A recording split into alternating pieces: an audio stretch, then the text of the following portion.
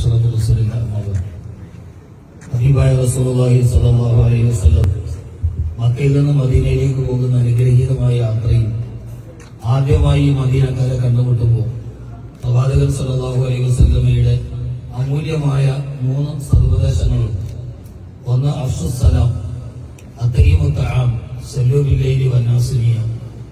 ആദ്യമായി മദീനക്കാരോട് പറയുന്നത്, നിങ്ങളെല്ലാവരും പരസ്പരം സലാം പറയും.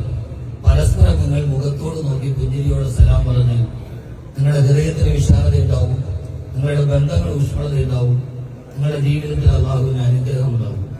2 അത്തഈമുത്തആം, നിങ്ങളെല്ലാവർക്കും ഭക്ഷണം കൊടുക്കുക.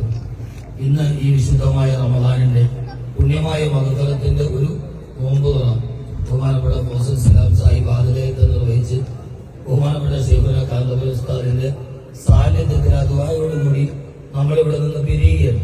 നമ്മുടെ റമദാനിലെ വലിയ അമൂല്യമായ ഒരു ഇഫ്താറിന് ഈ വീട് വേദിയൊരുക്കുകയാണ്.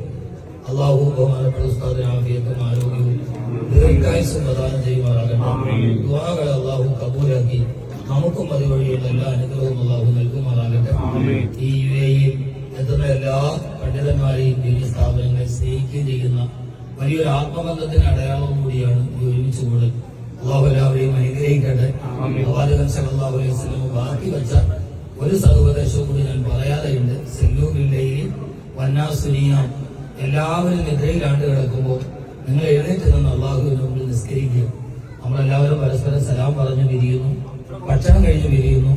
രാത്രിയിൽ ഈ ഭക്ഷണത്തിന് ആലസ്യതയും ഉദാസീനതയും ഉറങ്ങിപ്പോവാതെ രാത്രിയിൽ വേണ്ടതൊക്കെ തഹജ്ജുദ് കൂടി നിസ്കരിക്കാൻ എല്ലാവരോടും വസിയത്ത് ചെയ്യുന്നു.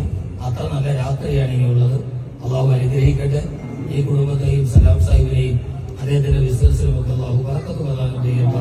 ഒരുമിച്ചുകൂടി എല്ലാവർക്കും അള്ളാഹു അർഹമായ പ്രതിഫലം